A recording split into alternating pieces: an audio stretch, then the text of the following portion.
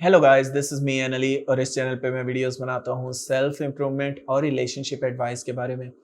और आज की मेरी वीडियो का टॉपिक है this is why you should not be friends with your x. मैं आपको रीजंस बताने जा रहा हूँ जिसकी वजह से मैं ये बताना चाहता हूँ कि आपको अपनी एक्स के साथ या अपने एक्स के साथ फ्रेंडशिप में नहीं रहना चाहिए। ठीक है, इस टॉपिक पे बात करने से पहले मैं ये कहूँगा, प्लीज़ सब्सक्राइब कर दो मेरे चैनल को ताकि आने वाली हर एक वीडियो आपकी हेल्प कर सके, because I make videos on daily basis and if you have any questions you can ask me on Instagram. The link is in description, you can book coaching session with me and all that. ठीक है, तो why you should not be with friends with your x. ठीक है, क्यों आपको friendship में नहीं रहना चाहिए? फ्रेंडशिप में इसलिए नहीं रहना चाहिए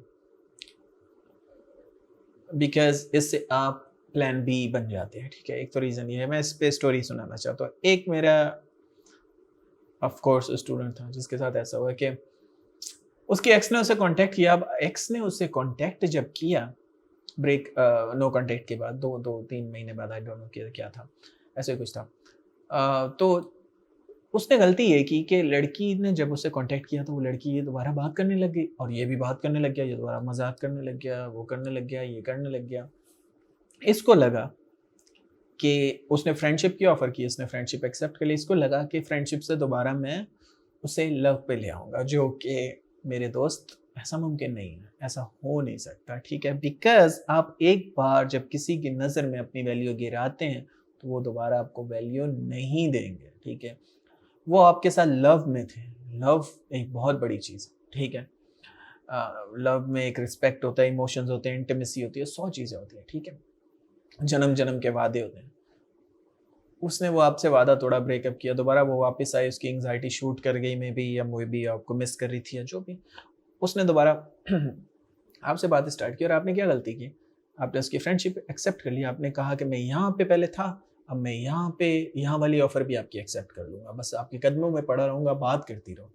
क्योंकि आपको लग रहा था इससे दोबारा वो रिलेशनशिप में आ जाएगी, लेकिन नहीं। वो आपसे उसने ब्रेकअप इसलिए किया है क्योंकि वो आपको लव के काबिल ही नहीं समझती। ठीक है?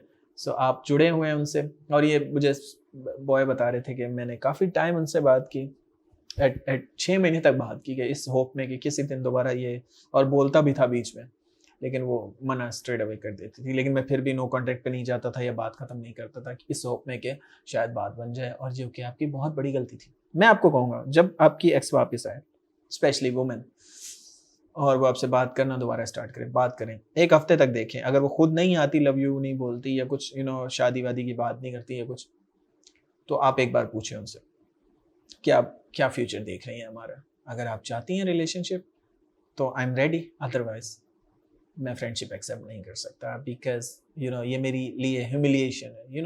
ऑफ कोर्स ये ह्यूमिलिएशन है, बिकॉज़ यू नो वो आपको सेफ्टी नेट प्लान बी बनाना चाहते हैं, और प्लान बी रख के वो इधर-उधर मुँह भी मारते हैं, ऐसा भी होता है, और दोनों जेंडर्स का होता है, और स्पेशली मेन ज़्यादा ऐसा हरकतें करते हैं। ठीक है? कि वो आपको बैकअप प्लान रखते हैं कि यार ये तो अवेलेबल है ही एज़ अ फ्रेंड, और फिर वो इधर-उधर दूसरी लड़कियों को पटाएगा और उधर जाएगा और इधर जाएगा, मुँह मारेगा, और उससे उन्हें क्या फ़ील होता है? उससे उन्हें कॉन्फिडेंस फ़ील होता है कि यार एक तो है ना बैकअप, लड़कों को बहुत। और अगर आप किसी वुमन से पूछे ना कि आपको लड़कों में, बॉयज़ में, मेन्स में क्या आदत अच्छी लगती है, तो वो उनका एक सर्वे के मुताबिक ऑलमोस्ट 90% वुमेन्स ऑलवेज़ कहती हैं कि कॉन्फिडेंट मैन हमें अच्छा लगता है, कॉन्फिडेंट बॉय अच्छा लगता है। यू नो वो बॉय, अल्फा मेल मेन, जिनको पता हो कि वो ज़िंदगी में क्या कर रहे हैं, कॉन्फिडेंट अबाउट देयर लाइफ। तो जब उनके पास एक बैकअप प्लान अवेलेबल होगा तो वो सबकॉन्शियसली कॉन्फिडेंट फील करेंगे। तो क्योंकि वो सबकॉन्शियसली कॉन्फिडेंट फील करेंगे तो वो दूसरी लड़कियों को अप्रोच ईज़िली कर सकेंगे, ईज़िली पटा पाएँगे उनको। एक बता रहा हूँ साइकोलॉजी। तो इसीलिए कभी भी किसी को अपना बैकअप प्लान मत बनाने दें। जब वो आपको बोल रहा हो कि मैं तुम्हें सिर्फ़ फ्रेंडशिप में रखूँगा, तो उसे कहें कि नहीं भैया ऐसा नहीं होगा। आप भैया बोले ना बोले, मज़ाक कर रहा हूँ। लेकिन आप उन्हें स्ट्रेट अवे कहेंगे कि ऐसा नहीं होने वाला, ठीक है? मैं तुमसे प्यार करती थी, रिलेशनशिप में थे हम, और अगर तुम शादी करना चाहते हो तो I am ready for that. कोई साइन दो, ऑब्वियस साइन, एंगेजमेंट करो, शादी करो। मैं तो लड़कियों को हमेशा ये कहता हूँ कि अगर लड़का आपको ऑब्वियस साइन नहीं देता, एंगेजमेंट नहीं करता, आपकी फैमिली को इंट्रोड्यूस नहीं करवाता या बात नहीं करता, तो ऐसे इंसान को दूर ही जाने दें। बिकॉज़ अनफॉर्चुनेट ट्रूथ है मेरे भाई, मेरे बंधु, मेरे दोस्त, लड़के जितने भी हैं, शायद ये सुन के नाराज़ भी हो सकते हैं, लेकिन लड़के यूज़ बहुत करते हैं। ये एक हार्श रियलिटी, और मैं दोनों जेंडर्स की हमेशा हार्श रियलिटी बताता रहता हूँ, भले बुरा लगे, इट्स ओके। लेकिन मोस्टली मेंस, और ये बार-बार स्टडीज़ से, सर्वेस से साबित हुआ है। मैं खुद लड़कों से बात करता हूँ, तो मुझे खुद भी अंदाज़ा है कि लड़के कितने तेज़ होते हैं। तो ज़्यादातर लड़के लड़की को यूज़ कर रहे होते हैं, अनफॉर्चुनेट ट्रूथ। तो इसलिए मैं लड़कियों को कहूँगा कि यूज़ मत होने दें खुद को, ठीक है? अगर वो एंगेजमेंट नहीं करता, रोका नहीं करता, निकाह नहीं करता, शादी नहीं करता, तो डोंट वेस्ट योर टाइम।